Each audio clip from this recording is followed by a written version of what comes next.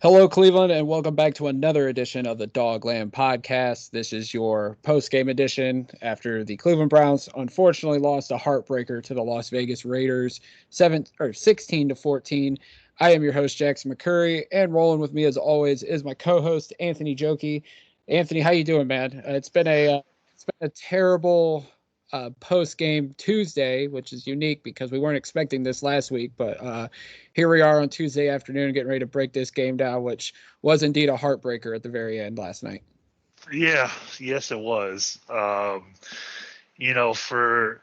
the battle that they did put up last night to receive that punch in the gut at the end of the game is not fun. I know that place was really loud last night, and for it to end in stunned silence is absolutely terrible. But now, you got 3 games left, and you might have to win all 3 if you still want to get into playoffs. So we'll see where it goes.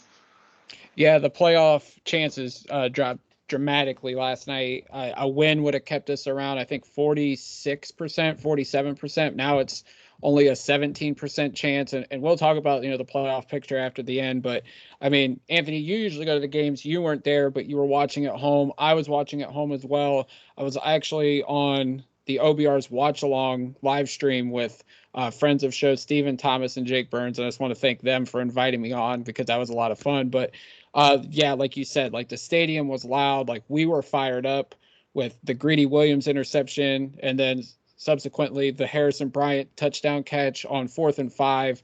The stadium was loud. We thought, man, this is it. We won. Our defense is going to hang on. And then that final drive, Derek Carr, I mean, he stepped up in a big way. And people talk about where's Derek Carr rank among the quarterbacks. He's probably a tier 2 quarterback. He's not an elite.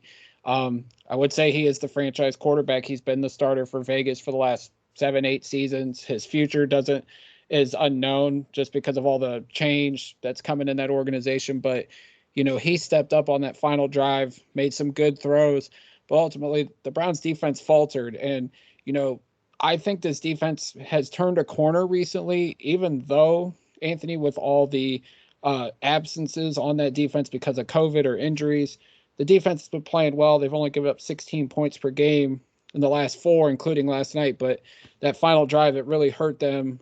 Some missed tackles, some breakdowns in coverage that allowed Vegas to go down the field and set themselves up for that game-winning field goal. Yeah, and it's rough because you want, with having so many guys out, the biggest thing that takes a hit is the depth on the roster.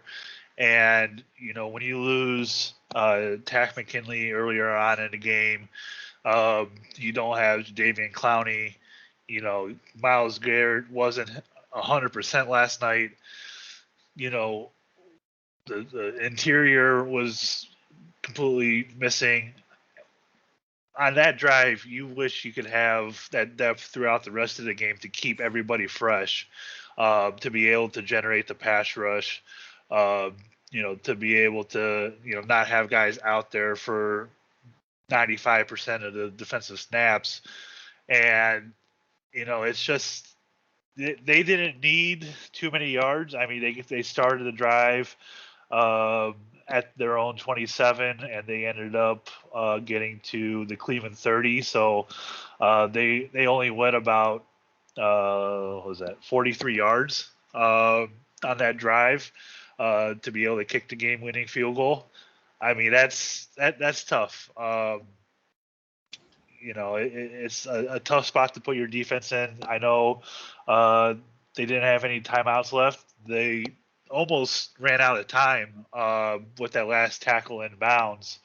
Uh, right before they kicked that game-winning field goal, they had 4 seconds left when they spiked it. Um, so it's just a tough situation to where you wish you had the depth, you wish you had everybody else on the defense fully fresh. Maybe you get one extra stop on that drive uh, that helps you win that game. They were the whole team was put in a tough spot last night, but to be able to fight for as long as they did and to lose on a game-winning field goal, I don't know how much more you could ask for from the defense. Yeah, I mean, up front, like you said, we were without Clowney. Tack gets hurt, and we got the news today, Achilles injury, which is just devastating for McKinley. 2 years in a row, an Achilles injury wipes out one of the Browns' top pass rushers. Last year it was Olivier Vernon. Then this year it's Tack McKinley, who I think was going to get paid this offseason because of the way he performed this year on the defense. But you miss so many guys. The linebacker room, we're missing Phillips, we're missing Mac Wilson. Um, you know, and then in the secondary, we had lost a bunch of guys. We get John Johnson back, which definitely helped. But you get forced into a situation where Javante Moffett and MJ Stewart have to step up and play more. Richard LeCount, who hasn't seen much of any action since the preseason, he had to step up and play more. I mean, these guys belong in the National Football League, but they're not starting caliber players. And it forces the Browns' hand. Thank God they pushed the game back, or we would have been in really big trouble. But like you said, our depth got tested. Guys stepped up, guys made plays. I thought, MJ Stewart, I mean, he had some mistakes, but he played well. Moffitt made some nice tackles, but they also missed tackles. The big play on 2nd and 11 on that final drive where Carr dumped it off to Foster Moreau, he should have been tackled. Two guys missed him. He was able to get 12 yards, put them right into uh, Cleveland territory, and then subsequently the last play to Zay Jones, 15 yards. Thank God they tackled him inbounds because, like you said, Anthony, the clock was running. They were able to get the ball spiked with 4 seconds left. But, I mean, just poor execution. But at the end of the day, our depth got tested. But Cleveland fought for, what was it, 58 minutes. It just wasn't enough. And, all the injuries and all the absences really piled up there at the very end. But I don't put that on Joe Woods. I thought the defense is, like I said, it's gotten better the last couple of weeks. Now we got 3 more games. People want to pack it in because we lost last night. That's not the way. That's not the way. You got to keep fighting. There's still a chance they make the playoffs. I just think, for all the harping on Joe Woods, I don't think it's necessary. Yeah, there's things he could have done better defensively, play calling wise. But this defense has gotten better the last few weeks. We're starting to see what we all thought it was going to be at the beginning of the year. And I expect it to stay that way, barring any more severe injuries, which, Miles has the groin issue. We don't know how severe it is. We lost McKinley, but hopefully we get Clowney back this week along with the rest of the guys in the linebacker room and the safety room. Yeah, you hope you get some guys back because that defense is going to be thoroughly tested on Christmas, going up against the Green Bay Packers and Aaron Rodgers. So you hope you can get maybe half these guys back. I know they're going to have to put up another Herculean effort on defense to be able to keep themselves in the game on Saturday. When you're going up against the potential MVP of the league and that Green Bay's Packers team who is just really, really good, you need to have your best shot. I don't know if the Browns are going to have everybody or not, but even if they do, it's still a tough task to go into Lambeau Field late December and come out with a win. I'm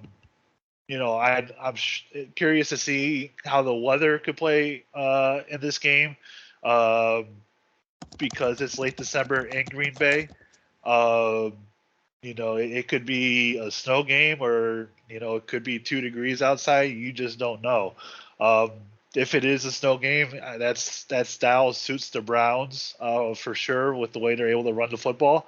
But, you hope you can give the Packers your best shot on Saturday on Christmas. And it would certainly be a hell of a Christmas present if the Browns did win. But there's a lot that needs to happen over the next few days in terms of getting players back, at least having them be able to practice a little bit before they do, against this Packers team. So, it's just very interesting to see what the situation is going to be over the next couple of days as they prepare for this Packers team on Christmas. Yeah, and the weather right now is calling for 40% chance of rain, snow mix. So not only could that benefit the Browns as they try to get their running game going, which we'll talk about here in a little bit, but I mean Green Bay, they got Aaron Jones and AJ Dillon who, have been pretty good running the football this year. So it's gonna be interesting to see how the running games stack up against each other come Saturday. But getting back to this game against Vegas, Anthony, we were hoping Baker or Case Keenum could come back, but we all had the idea that it was going to be Nick Mullins getting the start. And I think a lot of people were optimistic about Nick Mullins because he started 16 games before his time in San Francisco. He's familiar with the offense because Stefanski's offense and Kyle Shanahan's have similar traits and play calls and schemes. So we thought Mullins could come in and get the job done. I thought he played a good game. Obviously everything could have been better. The first half was definitely shaky, but only one practice with the first team offense, which I think was on Saturday or Sunday. Um, and but I thought as the game got on, grew on and on, I thought he got better.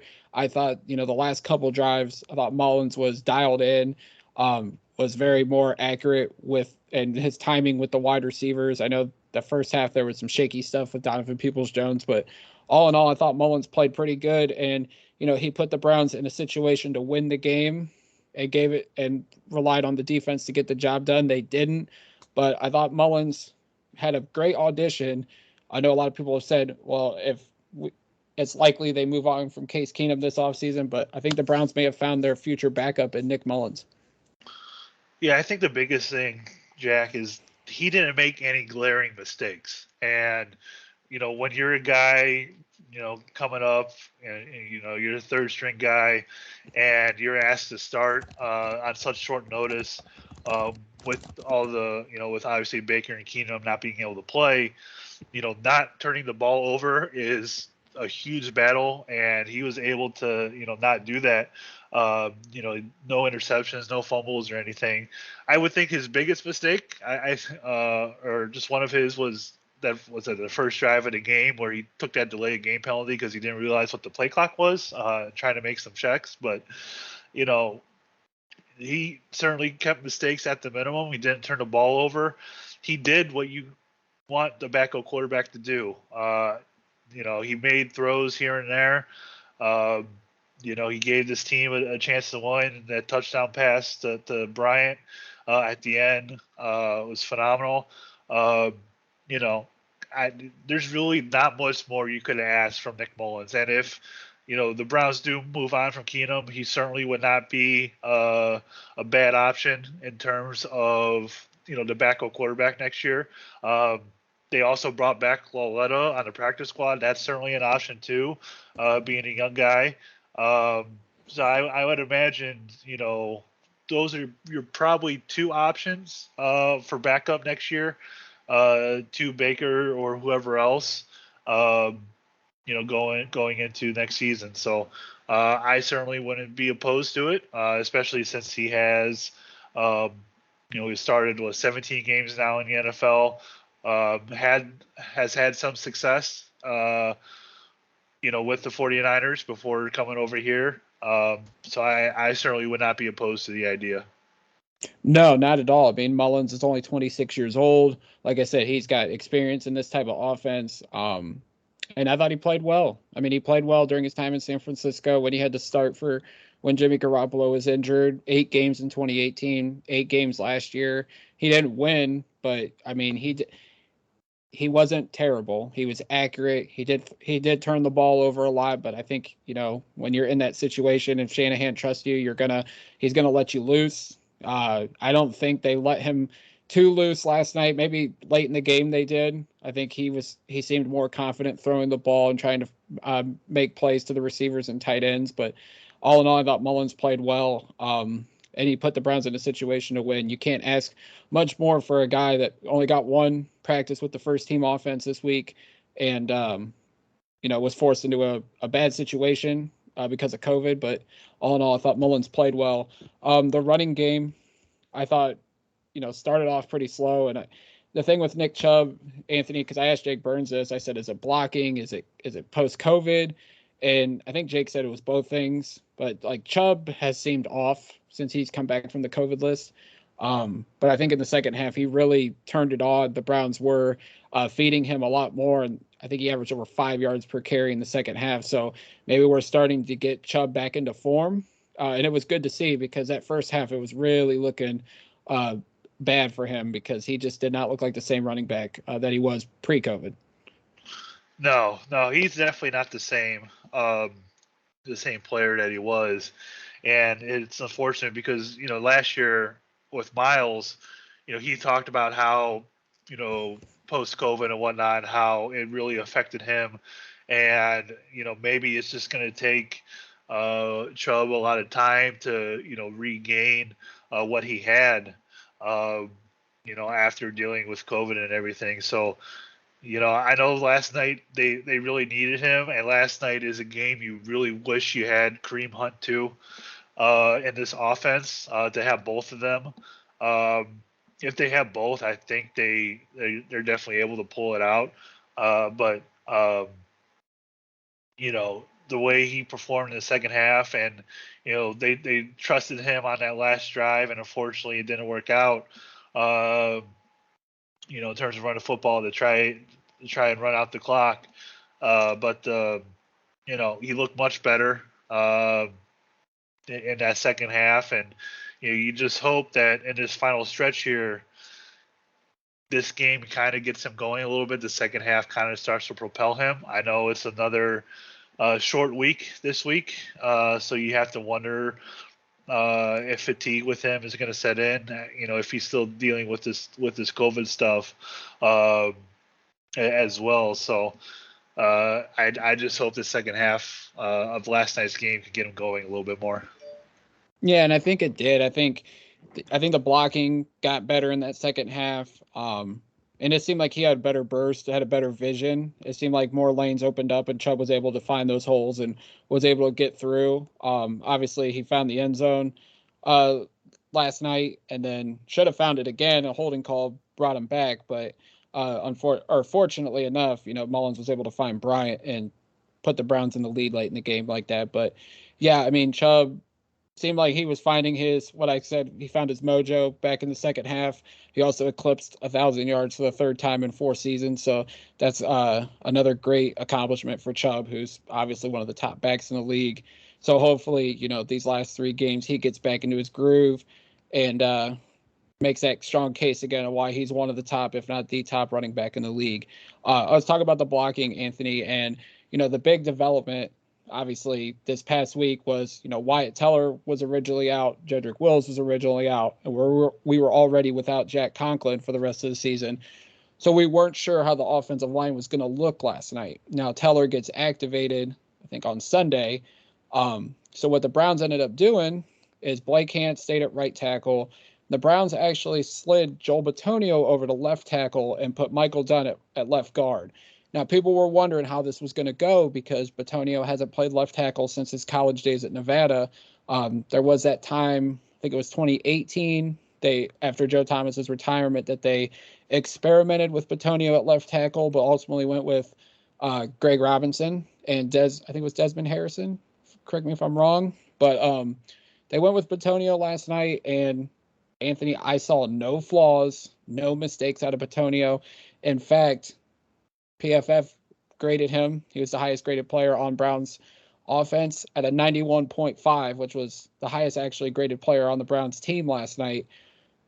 It's quite the accomplishment for Joel Bitonio, who hasn't played left tackle in nearly 8 years now. And I think that just goes to show how underrated he is around this league, because not only is he a all-pro at guard, Anthony, there's a chance he could be the all-pro at left tackle the way he performed last night against a tough Vegas defensive front. Yeah, and I think that's the biggest point about this is that defensive front from the Raiders is no joke. And he went out there, played very well. And you have to wonder, Jack, if, they talked about when they mentioned a few years ago, moving him to left tackle, that, he would need a full off season to do something like that. And you have to wonder if maybe going into next year, you bump him out to left tackle, you use Michael Dunn at guard or whoever else at left guard. I'm not sure if Tretter's going to be back or not, but you have Teller at right guard, and if the Browns decide to move on from Conklin and that contract, you can put Wills at right tackle where he played at Alabama. So you have to wonder if maybe something like that is in the cards for next year, shaking up the line a little bit. It would certainly be an interesting aspect if they're able to do so. But there was certainly, I wouldn't even say there was a drop off at left tackle last night. I think the position got better. With the way he's able to play, and just the all pro that he is, potential future Hall of Famer on the offensive line. If he's able to make that transition to left tackle and that's the route they go, I would have no issue with it, and I think he'd do a good job. If they kept him on my guard, that'd be fine too. But I know, you just re-signed him, so there's some flexibility there, and you hope that whatever decision that they make, I would certainly not be opposed if they moved him to left tackle and figured everything else out from there. Yeah, I mean, we could be being over dramatic because it's one game, but I mean, how smooth the transition was so great. I mean, and the fact that he graded elite at left tackle, I mean, does say something against guys like Max Crosby, guys like Yannick Ngakwe, Jonathan Hankins, Cleveland Farrell. I mean, that's an opposable defensive front that he went up against. Carl Nassib's in there as well. But I'm not opposed to this theory. I'm sure Stefanski and Callahan have talked about this at times.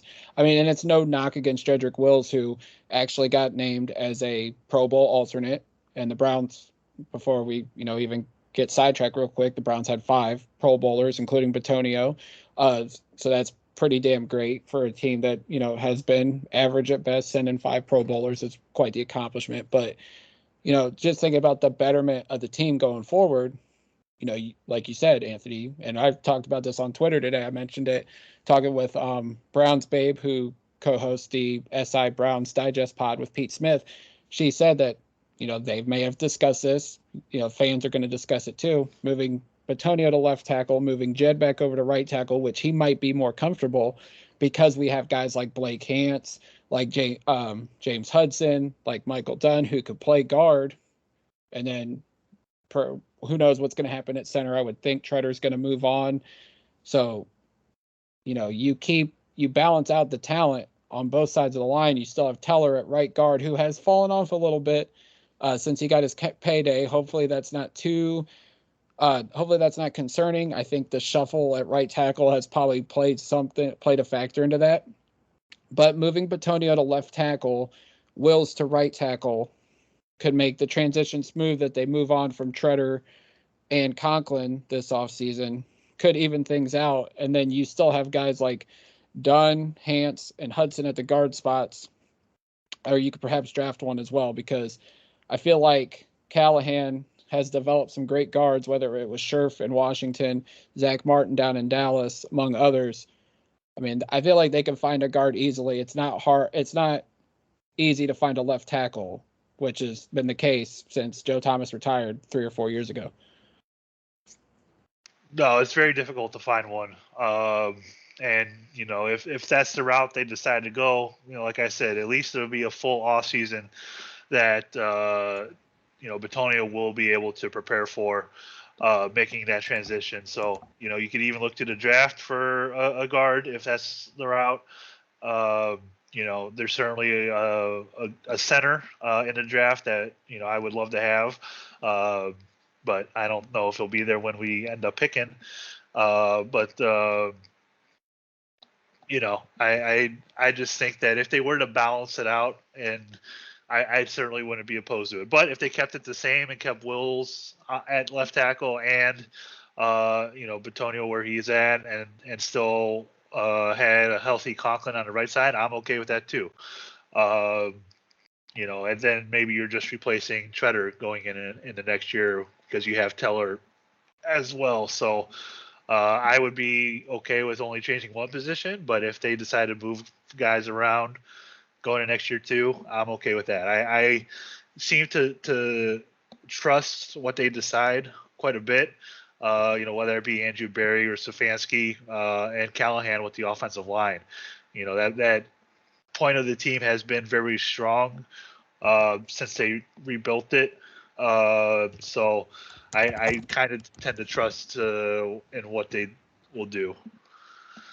Yeah, me too. I think, and like I said, it's no knock on Jedrick Wills. Like, I feel like he could definitely come back year 3 next year and bounce back and take the next step. I know this year he's taken a slight minor step. Obviously, being named a Pro Bowl alternate is pretty good for a second year tackle. Even though we could have the debate about the Pro Bowl and its meaning and its impact, but the fact that the fans, the coaches, and the players decided to give you enough votes to be a Pro Bowl alternate, it's quite the honor, I think, and hopefully that that motivates Jed to be even better. So whatever they do with the offensive line, I trust Stefanski, like you said, and I trust Bill Callahan, and ultimately at the end of the day, I trust Andrew Berry as well. It's going to be interesting to see what they do with that offensive line this offseason, but I feel like at the end of the day, as long as Bill Callahan's here, I trust what they do among that offensive line because he's one of the best coaches ever at that position. Yeah, he is, and when as long as you can keep him and retain him, I have faith in this offensive line and whatever 5 guys are put out there, and even you've seen when it's not been your stars this year with Hance out there at times, and among a couple others, James Hudson, um, finally started to get some playing time due to injury. You see some promise out there, so I think just whatever combination of 5 guys they put out there, or 6 at times when they use the extra tackle. I just have confidence in this O line and that coaching staff to do the right thing. Without question. One position group I can't count on to do the right thing anymore. And I know, Anthony, at the beginning of the season, like a few weeks in, we said that, we have found our long-term kicker in Chase McLaughlin, and we still might have. But Anthony, it seems like the last 2 months, as the weather has gotten colder, not only in Ohio, but wherever the Browns have ended up, Chase McLaughlin's been struggling. The first 2 months of the season, he was 11 of 12 from field goal range. The last 2 months, so 4 of 9. Now, I know maybe he's not accustomed to the cold weather, but he's been inconsistent at the kicker spot. And I know it's tough to kick, especially at First Energy Stadium, where he's 8 of 12 this season, because that wind swirls like crazy. And Phil Dawson talked about that all the years he was the Browns kicker. But McLaughlin's been inconsistent, and that missed field goal last night, looking back now, cost us the loss in theory. Now, if he makes that field goal, maybe the whole game changes. But I mean, we can't live in hindsight now. What we know now is that missed field goal did cost us the game, and people have said maybe we need to make a change at kicker. I look at Green Bay, who has Mason Crosby, longtime veteran. I think he's missed 9 or 10 field goals this year, and they're sticking with him. Do the Browns need to at least stick with McLaughlin for the rest of the season? Is this something he can probably shake out of, or is he just not adequate to kick in the cold weather?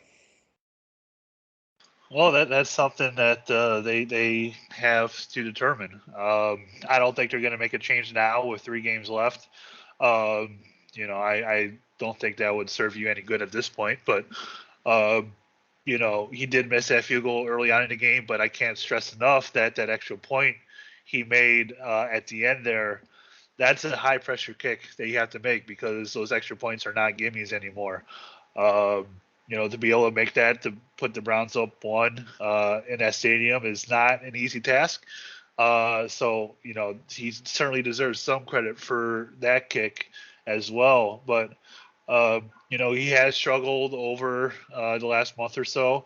I just think it's something he can get out of. I don't see a reason to, like I said, I don't see a reason to make a change now. It doesn't serve you any good because there probably isn't anything better out there at the moment. I just think the learning experience of playing in that stadium, learning what works, and just continuing to grow and get better. I think that'll serve him uh, much better for him and much better for the Browns. I'm sure going into next year they'll bring in some competition at that position. Um, to see if they want to go a different route, but I'm perfectly fine with the last 3 games, just keeping him out there, and he does a good enough job. I think that he's certainly going to get the chance to finish it out this year, and obviously have a chance to go into next year to be the kicker.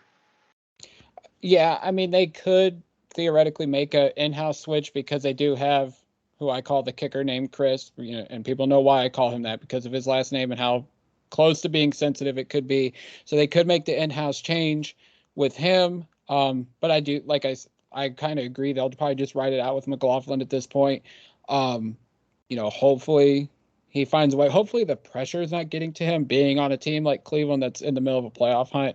Hopefully that's not getting to him because it's only going to get tougher down the stretch here, playing in 3 games where the Browns have to win theoretically every single one of them to make the playoffs. But hopefully he shakes out of it. Maybe call up number 4, see if he's got any advice to share. Kicking in these situations. I know Phil always didn't have to kick in pressure pack situations with the Browns, but wouldn't hurt to lean on a veteran like Phil that has kicked in this weather, kicked in these winds, and maybe take any advice he can get at this point.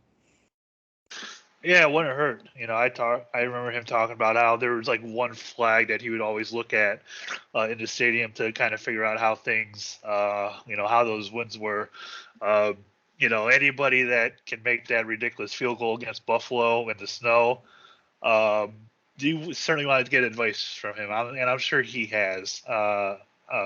So, you just hope that moving forward that Chase can continue to get better. It's interesting. The the punting game has gotten a lot better over the last couple of weeks, and maybe we should spend a minute on that. But you just hope that Chase, over these last 3 games, can put it together. You do have one home game left, the last game of the year against Cincinnati on January 8th. So you can only imagine what that weather is going to be like, and with the way things are shaking out, the division could come down to that day in the AFC North based on the remaining opponents for Baltimore, Pittsburgh, and Cincinnati. That's certainly an opportunity. Now the Browns obviously have to take care of business and over the next couple of weeks to get to that point. But kicking in First Energy Stadium in early December or in early January is an even harder task than kicking in December. So you just hope that over the next couple of weeks he's able to get that confidence and continue to improve. Yeah, absolutely. And I know you mentioned the punter situation. I have nothing bad to say about Jamie Gillen, but I would, when he gets activated, I would unfortunately tell him that we're going with Dustin Colquitt the rest of the way. Not a knock on Gillen, but I mean, Colquitt's, I think he's better equipped to kick in right now, and he's been in the league a long time. He's been in situations like this with a playoff team, and Gillen just seems to have gotten worse as his career has progressed. Maybe he goes somewhere else and has a fresh new start, could perform better, but Colquitt has seemed to be much more better. I know the numbers won't say that. I mean, Colquitt's only averaging 42 yards per punt. I think Gillen's slightly better, but it just seems like Colquitt has been better since he the last 2 weeks that he's had to be the punter of the Browns. Yeah, Dustin's done a really good job over the last couple weeks, and there's certainly been a noticeable difference between the two. Um, I don't know what their plan is going to be moving forward, but there's a guy I want in the draft from San Diego State as our punter going into next year. But um, you know, maybe going into these last few weeks and potentially the playoffs, I think I would rather stick with Colquitt. Yeah, I would agree with that as well. So, since you mentioned playoffs, Anthony, we're looking at the playoff picture now. And the Browns, if they would have won yesterday, they would have been fourth in the AFC. They would have been first in the AFC North. With the loss, they dropped all the way to 12. We mentioned earlier, it's like an 18% chance that they make the playoffs now. Now, I wouldn't even bother trying to tell you how they can get in on the wild card because that doesn't seem very likely at all. But Anthony, because of how tight the AFC North race is, the Browns are only a game out of first in the AFC North. The Bengals are 8-6, the Ravens are 8-6, Pittsburgh 7-6-1, and Cleveland is 7-7. So the AFC North is wide open still, and Cleveland could get in even if they lose this week to Green Bay. If they win 2 out of the last 3 and Baltimore loses 1 game, Cleveland's going to the playoffs still. And they're going to win the AFC North for the first time since 1989. So it's not all lost that the Browns still make the playoffs. It's slim, but there's still a solid chance they can get in. Well, that's banking on Cincinnati losing one before we played them that last week, because if Cincinnati's 10-6 going into last week, and the Browns are, if they lose to Green Bay, obviously Cincinnati still has the shot to win a division. But with the teams that Cincinnati has left, they play Baltimore, Kansas City, and the Browns. I would tend to think they would lose one of those two, probably the Kansas City, before we play them last week. Baltimore has the Bengals, Rams, and Steelers. I could honestly see them losing all 3 of those games. And then Pittsburgh has Kansas City this Sunday. But, fortunately, Kansas City is starting to have a COVID outbreak. We play them on Monday night, and then they had the Ravens last week. So, it's certainly going to be a tight race down to the very finish.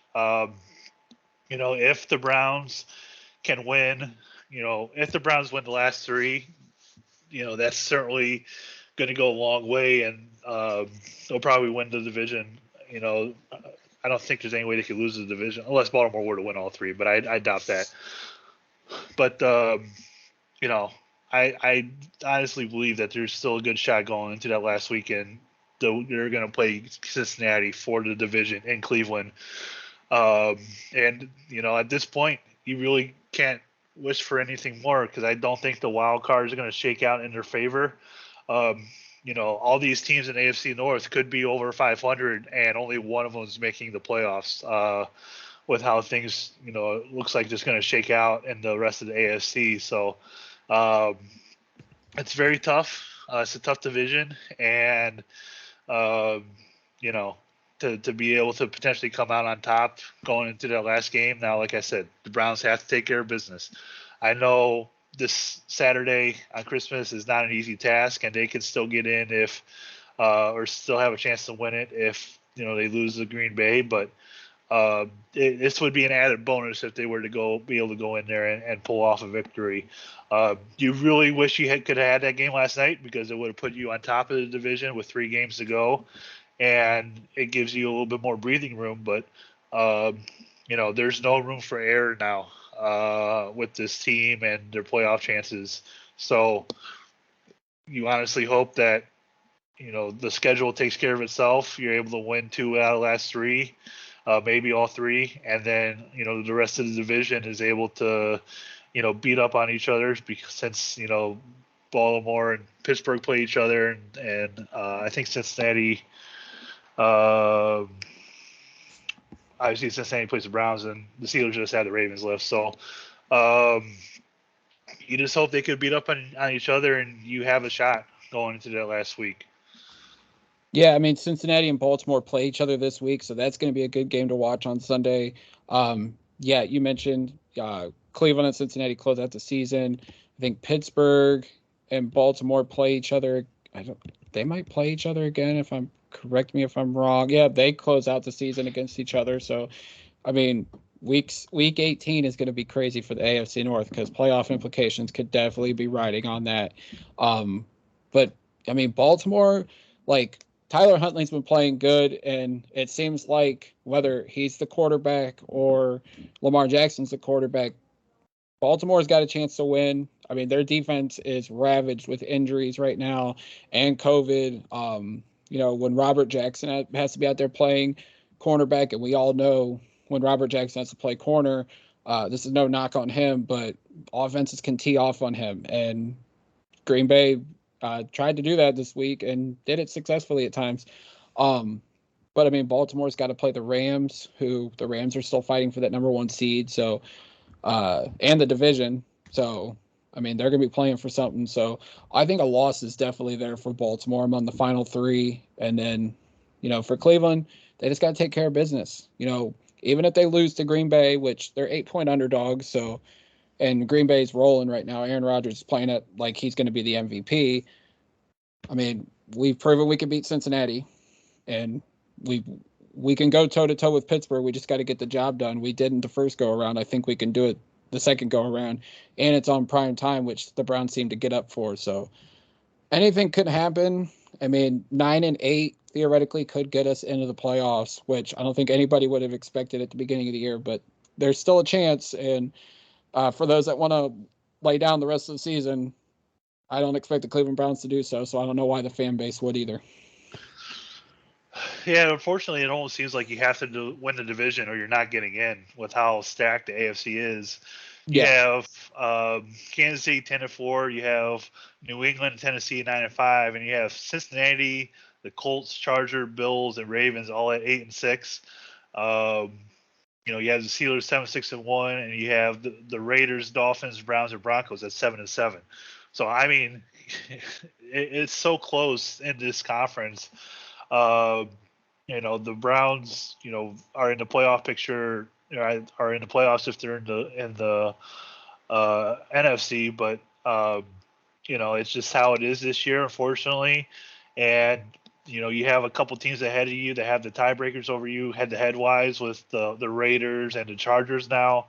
So it's a tough position to be in. It's division title or bust at this point. Yeah, pretty much. So you just have to take care of business in a division. You have to beat Pittsburgh, you have to beat Cincinnati, and hopefully everything else will go your way. Yeah, absolutely. Anthony, is there anything else you want to discuss before we wrap things up here? Yeah. How about in the future? I'm not sure how quickly they can do it, but having 2 Monday Night Football games every week, because I really enjoyed having that. I think the rest of the fans did. I would certainly rather have 2 Monday night games instead of a Thursday night game. I think the NFL would benefit more from having 2 Monday nighters instead of the Thursday night game. I think the players would all be for it, just so there's no more short weeks.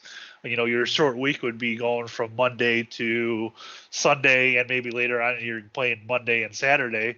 But I certainly think that that's an option that should be explored. And, if you had a game kick off at 5:30, 6 o'clock Eastern time, and then had the second one kick off at 8:30 or 9 o'clock, Eastern time, I think that would be a really fun thing for the NFL, and I think it would be quite successful, actually. Yeah, I mean, it would be great. I know Mike Florio mentioned it Monday night, so he was like the first one to suggest it. I love the idea as well, having I think he's at a 6 o'clock game and then a 9 o'clock game or 8:30. I know Monday Night Football used to start at 9 o'clock back in the day when it was on ABC, so I don't know why it would be a big deal now if they had 2 games, and the game that ESPN or ABC has would be the 9 o'clock game, and I think that's fair. The only thing that would throw a wrench into this, we won't see it for at least a decade because they just signed the new media deal last summer, and Amazon has the Thursday night game. Now they could theoretically say, hey, what if we move this Thursday night game to Monday night? Amazon, you still keep the rights to that. Maybe Amazon be willing to do that. Maybe simulcast it with NFL Network or something. Maybe rework the media deal for that. I don't know. but it would be great. I can't stand the Thursday night games. I barely watch them as it is, and the product's never that great. Hell, maybe if they move into Tuesday night, we're getting 2 Tuesday night games this week because of COVID postponements. But we already get football practically every day of the week. Might as well keep it rolling. Maybe a Tuesday night game, and then if they have the Tuesday night game, then they don't play till Sunday night or Monday night the following week. Maybe just an idea. I don't know, but I enjoyed it. So maybe it's something they float around when the next media deal comes up. Maybe having 2 Monday night games. It's just an idea, but I think it's a strong idea, and it's much better than the Thursday night game. Yeah, they tend to do it that first week of the NFL kickoff. They have those 2 Monday night games typically. So, I just think it would be something that they should keep, throughout the regular season. And, I just think it'd be much more successful. And obviously, I think the players would be for it, rather than playing on Thursday nights. Or, you never know. They could decide to, keep or put 2 Monday night football games out there and keep the Thursday night game. I know, they want more primetime stuff, so I could certainly see that.